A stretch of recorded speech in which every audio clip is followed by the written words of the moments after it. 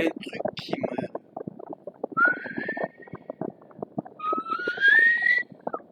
me dépasse totalement. C'est que je viens d'apprendre qu'il y a des grands-pères et des grands-mères qui demandent à leur petit-fils, pas leur petit-fils, à leur fils, de les payer pour garder leur petit-fils.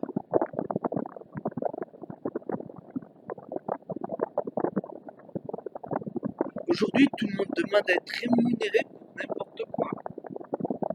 T'apprends des trucs, t'apprends des cours gratuitement, on t'enseigne gratuitement, et tu veux demander une rémunération. Faut oser quand même. Après, on passe ce qu'on veut de ces enseignements. Mais de la demander de se faire rémunérer pour ça, là, c'est le genre de truc qui me... Ça me révolte, quoi. Je trouve ça repoussant, quoi. C'est une aversion totale de ce genre de mentalité, tu vois. Déjà, rien que quand je rends service à mon pote, tu vois, pas juste une connaissance, tu vois, juste mais un pote que je connais bien, tu vois, et avec qui il y a un lien, tu vois, il y a un lien plus ou moins fort, mais il y a quelque chose de l'ordre de l'amitié, tu vois. Quand je rends service et qu'il me donne de l'argent, mais non, qu'est-ce que tu fais, gros? Qu'est-ce que tu fais? On n'est pas un client particulier, là.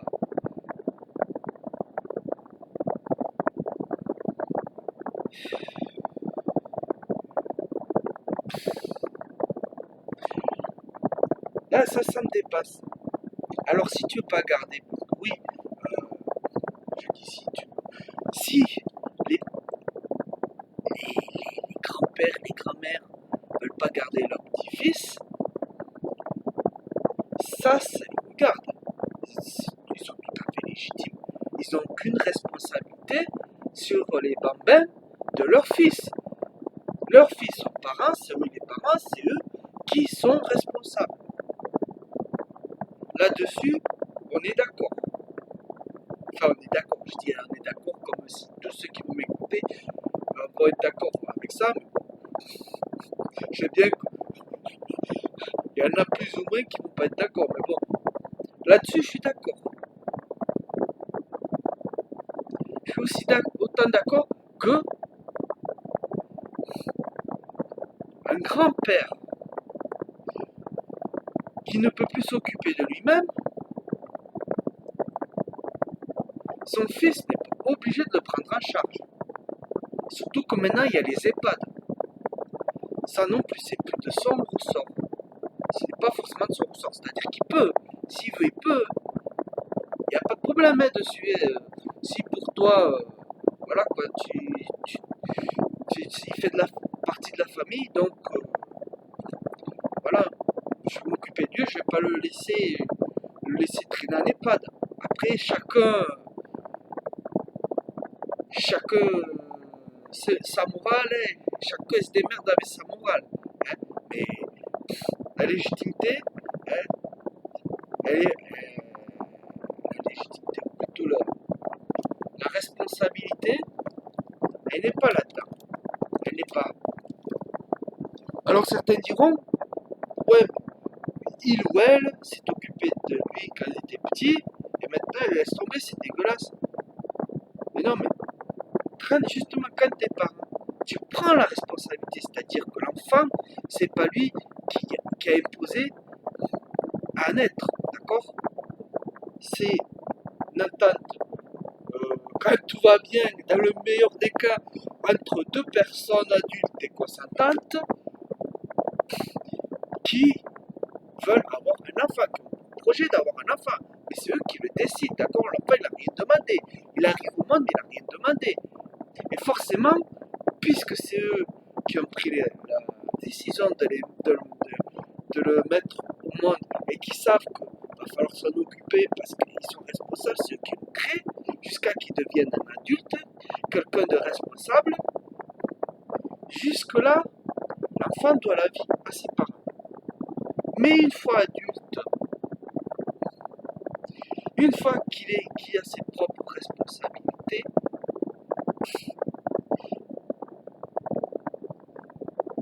est-ce qu'il doit la vie à ses parents? Quelque part, c'est pas qui l'ont. C'est comme si, en fait, il y a un truc, c'est comme, on va prendre l'exemple, tu nais et tu as une dette déjà. Rien que de naître, tu as une dette sur le dos. C'est ce qui se passe avec notre société, ce qui fait chier les gens. Toi. Et c'est normal, tu n'as rien demandé, t'arrives là, tac, déjà tu as une dette. Tu as une dette, tu sais que tu vas devoir payer tant.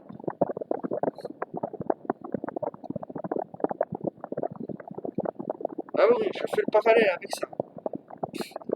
T'es un adulte, t'as été un enfant qui n'a rien demandé, et tes parents, ils t'ont élevé parce qu'ils en avaient la responsabilité, parce que c'est eux qui ont décidé de te mettre au monde. D'accord? Maintenant que t'es un adulte, ils ont plus à te venir en aide. Par contre, t'es responsable. T'es responsable, tu décides. Voilà. Et maintenant, tes parents sont des adultes. Toi, t'es un adulte.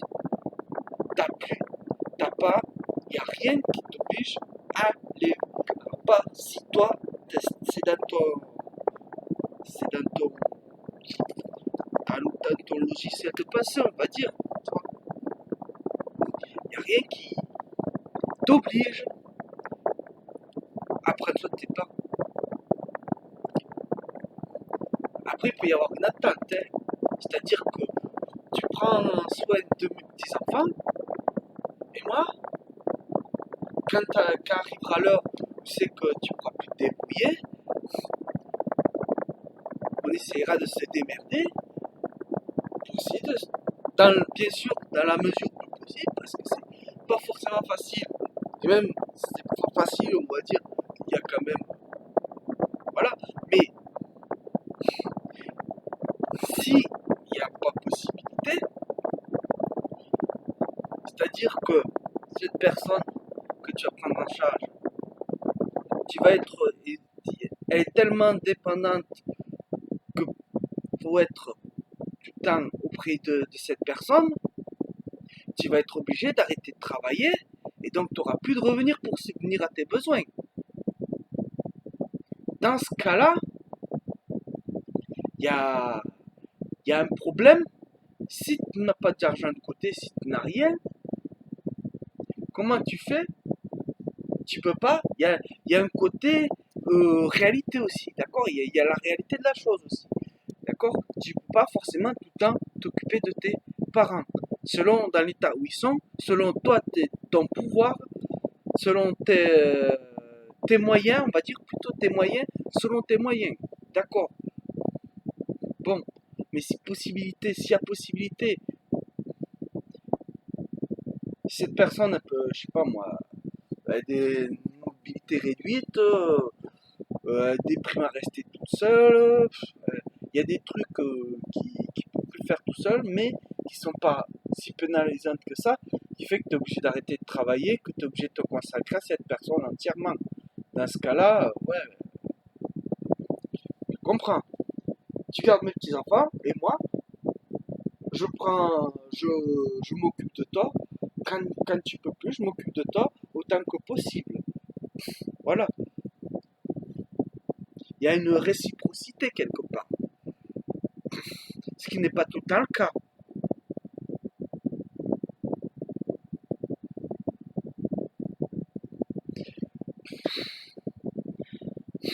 Surtout, il y a un truc aussi, toi, quand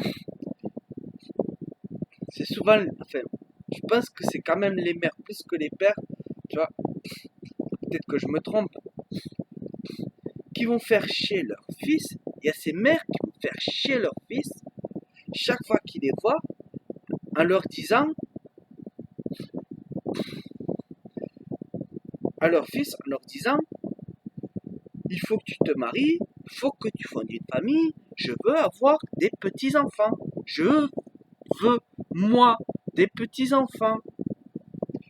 Et à chaque fois, vous allez le harceler, et pourquoi, et ceci, et cela, il faut...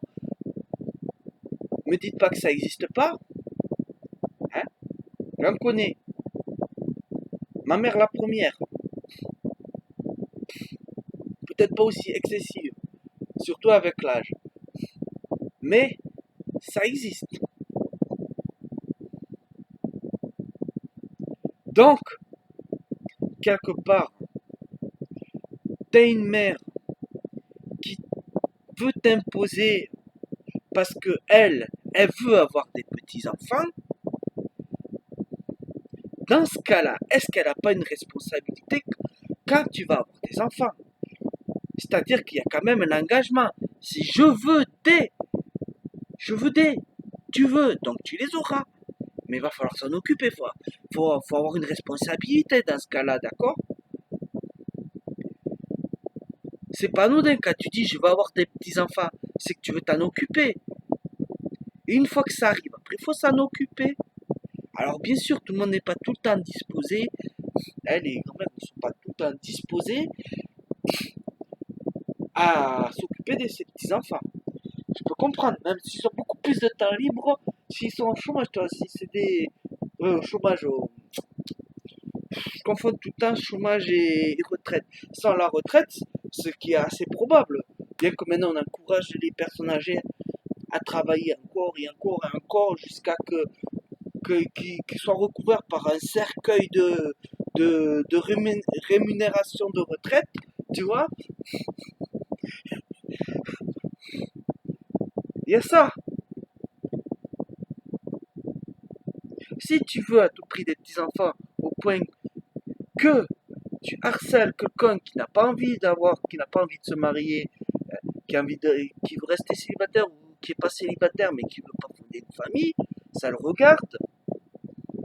Mais tu vas quand même l'emmerder parce que tu veux des petits-enfants. D'accord? C'est quelque chose d'égoïste quand même. Alors quand ça arrive, moi je trouve ça légitime que, au possible, quand ton fils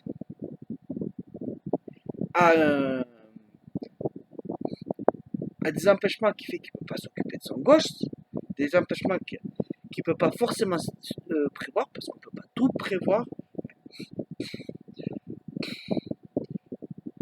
Même la personne qui est la plus calculatrice peut arriver des trucs improbables qui fait qu'ils n'ont pas prévu.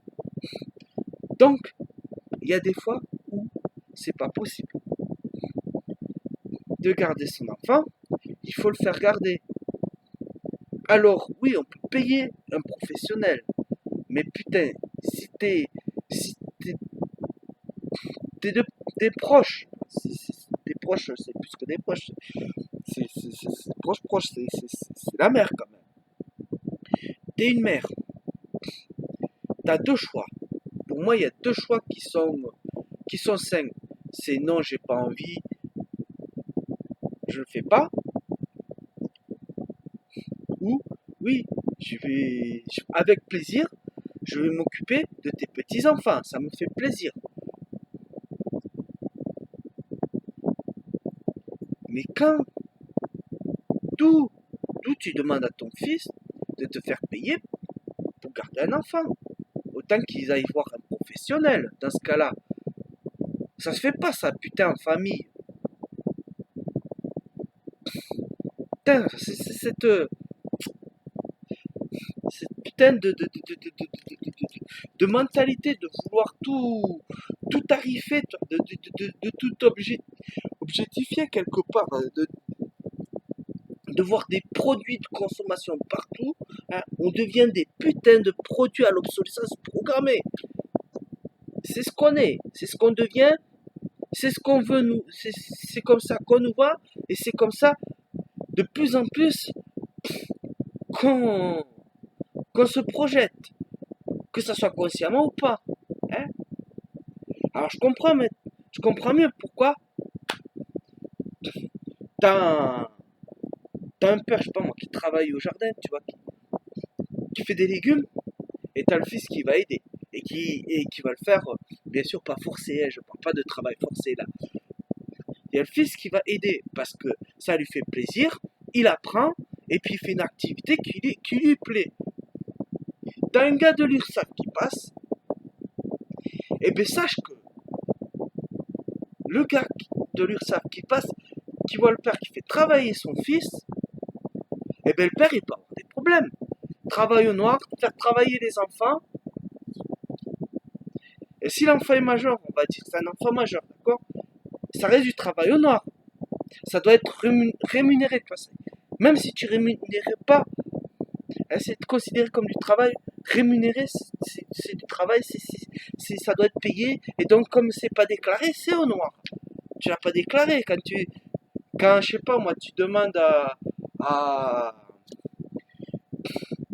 ton, à, à ton, à ton fils adulte s'il peut t'aider à déplacer un meuble dans la maison, par exemple, hein, ou je sais pas moi, dévisser une ampoule, ou je sais pas moi, faire la vaisselle, tu vois,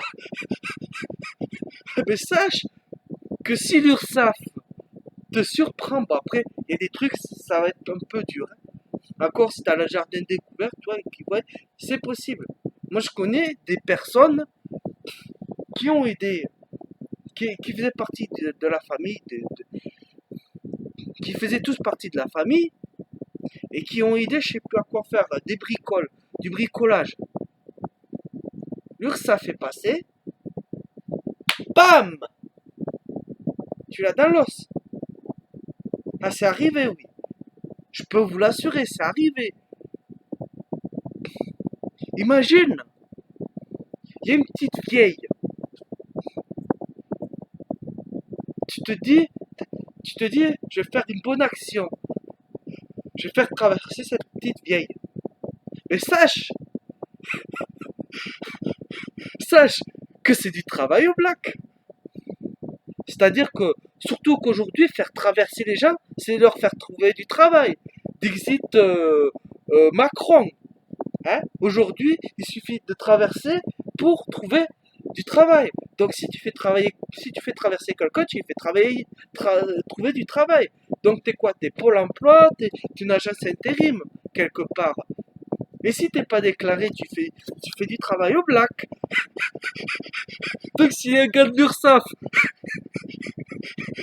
qui te surprend en train de faire traverser une petite vieille et qui te demande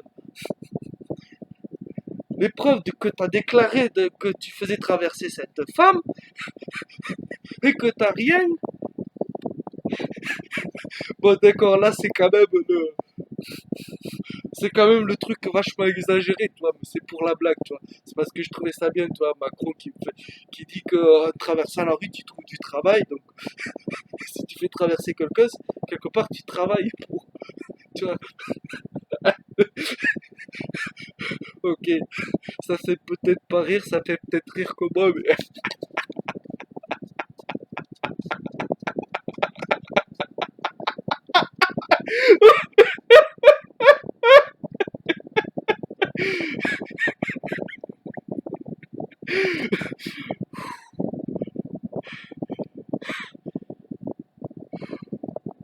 on se calme.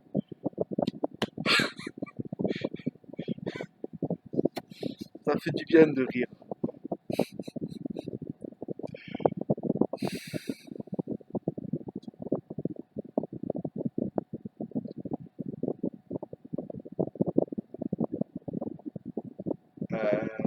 Je crois que j'ai tout dit, hein.